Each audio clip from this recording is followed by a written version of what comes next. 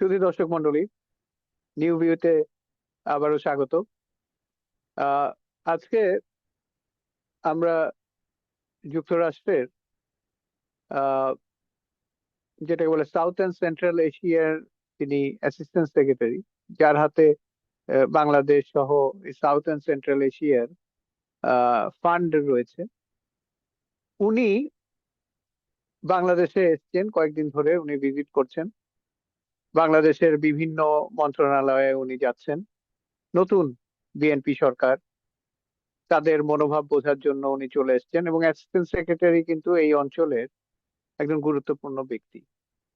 তার থেকেও বড় কথা যে ডক্টর খলিলুর রহমান যখন আমেরিকায় গেছিলেন, যখন ব্রেন্ট ক্রিস্টেনসেন, যিনি বাংলাদেশের অ্যাম্বাসেডর এখন, তার যখন শপথ অনুষ্ঠান হচ্ছিল, তখন ডক্টর খলিলুর রহমান ছিলেন, এবং তার সাথে এই অ্যাসিস্ট্যান্ট সেক্রেটারি পল কাপুরের সাক্ষাৎ হয়েছে।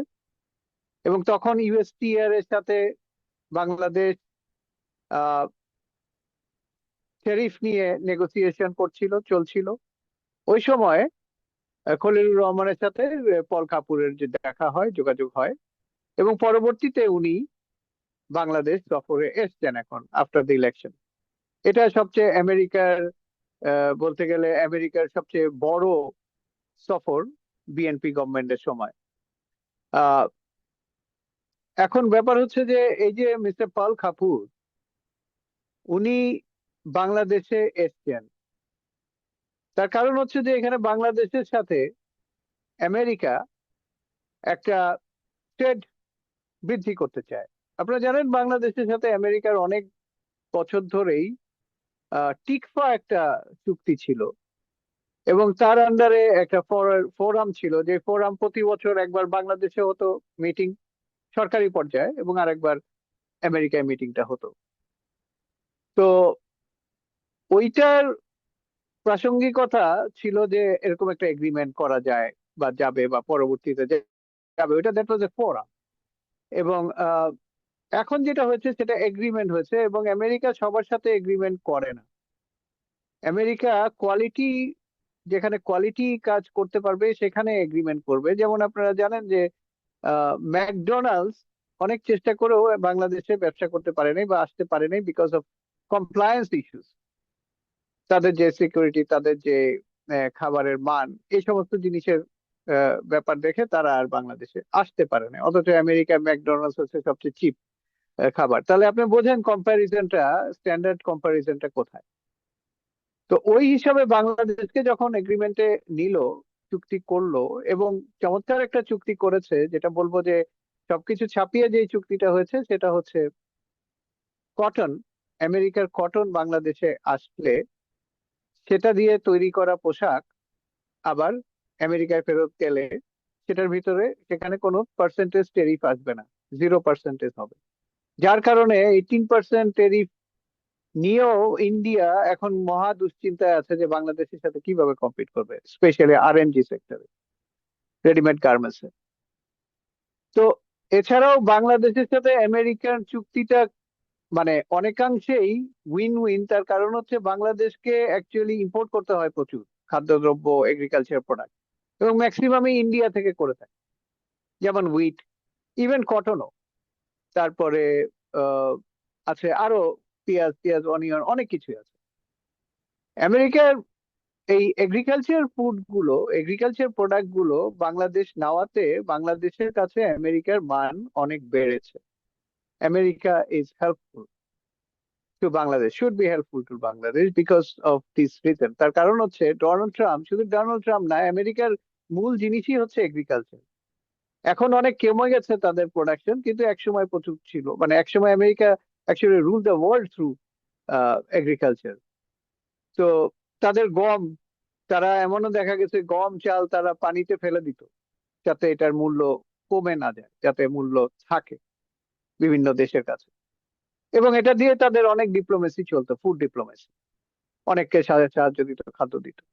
তো এই যে পল কাপুর, উনি একটি গুরুত্বপূর্ণ ভিজিটে এসেছেন, এবং গুরুত্বপূর্ণ সময়, সেই গুরুত্বপূর্ণ সময়টা কি, যখন আমেরিকা ইরানে ইসরায়েলের কারণে অ্যাটাক করছে। এবং এটা কেন বলছি আমি, কারণ এটা মার্ক রুবিও, আমেরিকার যিনি পররাষ্ট্র মন্ত্রী বা সেক্রেটারি অফ স্টেট, উনি নিজেই বলেছেন যেটা ইসরায়েল করেছে দেখে আমরা করেছি। এর ভিতরে উনি অনেক অনেক গুছিয়ে বলার চেষ্টা করেছেন যে কেন করেছি, কি যুক্তি, এই সমস্ত মানে কেন যুদ্ধে গেছে, কারণ ইরান তো আমেরিকাকে অ্যাটাক করেনি। তো ওনারা যে ইসরায়েলে কে দেখাচ্ছেন যে তাদের কারণেই আমাদেরকে করতে হয়েছে, কারণ তাদেরকে মারলে আমাদেরকে মারবে, এরকম একটা ব্যাপার স্যাপার। তো এটার জন্য আমরা আগেই প্রোটেকশন নিয়েছি। তো এরকম একটা সিচুয়েশনে পল কাপুর বাংলাদেশ ভিজিট করছেন। এট দ্য সেম টাইম বলতে হবে যে পল কাপুর কিন্তু ভারত ভিজিট করে বাংলাদেশে এসেছেন। এবং আপনি জানেন যে যখন প্রধানমন্ত্রী হলেন, এই সরি, বেন ক্রিস্টেনসেন যখন বাংলাদেশে অ্যাম্বাসেডার, রাষ্ট্রদূত হলেন, তখন বেন ক্রিস্টেনসেন কিন্তু একটা মেসেজ দিয়েছিল ডক্টর ইউনূসের সাথে কথা বলার পরে, দেখা করার পরে মেসেজ দিয়েছিলেন যে ভারতকে বলেছিলেন যে সম্পর্ক ঠিক করো, বাংলাদেশ ভারত সম্পর্ক ঠিক করো। এবং পল কাপুর কিন্তু ভারত থেকে এসেছেন, এবং আপনারা জানেন ভারতের যিনি অ্যাম্বাসেডার সার্গিও গোর, উনি কিন্তু শুধু ভারতের অ্যাম্বাসেডার না, উনি কিন্তু সাউথ এশিয়ান অঞ্চলেরও অ্যাম্বাসেডার। ওনার আন্ডারে কিন্তু বাংলাদেশও আছে। এবং যেহেতু দেখবেন যে যখন ডক্টর ইউনূস ইয়েতে গেলেন, কি বলে, আমেরিকায় গেলেন, তখন কিন্তু উনি এই সার্গেই গোর অ্যাম্বাসেডার হওয়ার আগেই, ভারতের অ্যাম্বাসেডার হওয়ার আগেই সার্গেই গোরের সাথে ওয়াশিংটনে তার মিট হয়েছে, দেখা হয়েছে, কথা হয়েছে। এবং ভুটানের যিনি প্রধান, তার সাথেও কথা হয়েছে, ভুটানের রাজার সাথে। এট দ্য সেম টাইম আমরা পরে দেখলাম যে আমাদের ট্রান্সশিপমেন্ট বা এই সমস্ত জিনিসগুলো চললো। তো সবচেয়ে বড় জিনিস হচ্ছে যে পল কাপুর এশিয়া, মানে মধ্য, সাউথ এন্ড সেন্ট্রাল, মধ্য এবং দক্ষিণ এশিয়ায় একজন গুরুত্বপূর্ণ ব্যক্তি আমেরিকার অ্যাডমিনিস্ট্রেশনের। এবং উনি এখন, যেটা আমরা দেখলাম অন্যান্য গণমাধ্যমের নিউজে, যে উনি ট্রেড, বাণিজ্য বাড়ানোর দিকে বেশি দৃষ্টি দিয়েছেন। এবং এই ট্রেড চুক্তিটা যাতে ঠিক হয় সেটার জন্য। এবং অলরেডি আমরা দেখেছি খলিলুর রহমান একটা মেসেজে বা উনি কি বলে ব্রিফিং এ বলেছেন, নিউজ ব্রিফিং এ, যে এরা এই চুক্তিটা তো একদিনে হয়নি, হঠাৎ তাড়াহুড়ো করে ইলেকশনের আগে হয়ে যায়নি, এটা অনেক দিন ধরে চলছিল। এবং আমরা জানি, খবর এসছে, আমরা জানি, তারপরেও মানুষজন কেন যেন বিস্মিত হয়ে যায়, ভুলেও যায় যে কেন এই চুক্তি করলো কাউকে না জানিয়ে, এই সমস্ত কথা। অথচ আমরা দেখলাম যে ইউএসটিআর এর যে অ্যাম্বাসেডার, উনি জামাতের আমির, তার সাথে কথা বললেন অনলাইনে ঘন্টা খানেকের বেশি।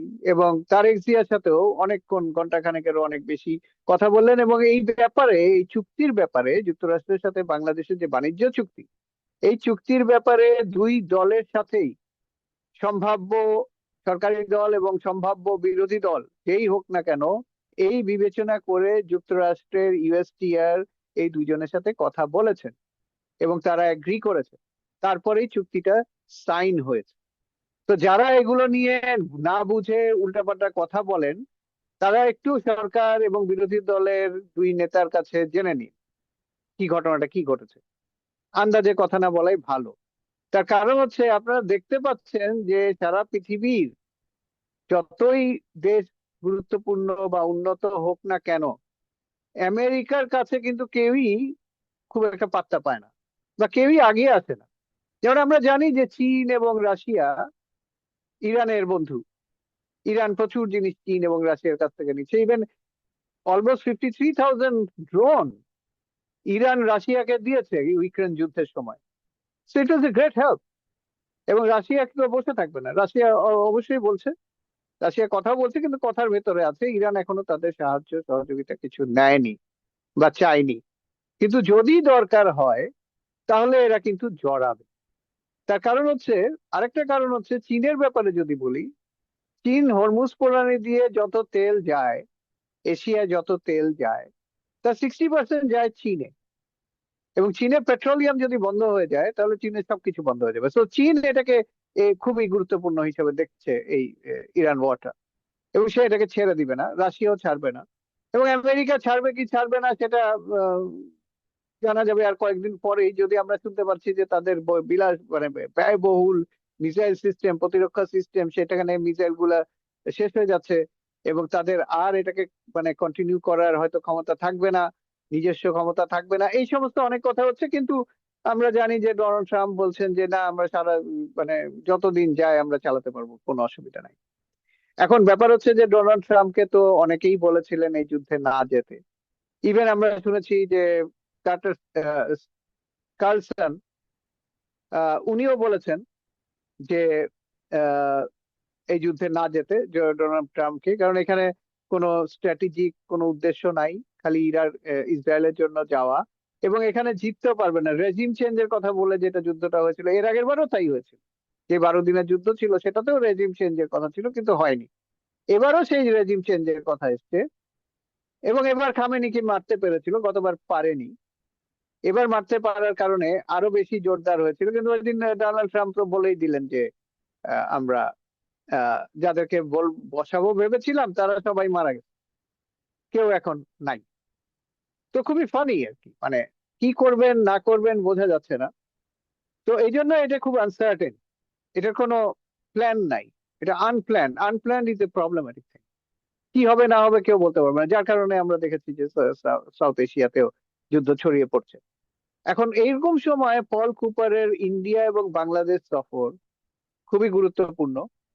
এবং উনি মেইনলি, যেহেতু ওনার হাতে সমস্ত ফান্ড থাকে, উনি মেইনলি, অবশ্যই আমার ধারণা যে উনি ট্রেড রিলেটেড যে সম্পর্ক সেটাকে জোরদার করতে এসেছেন, এবং অলরেডি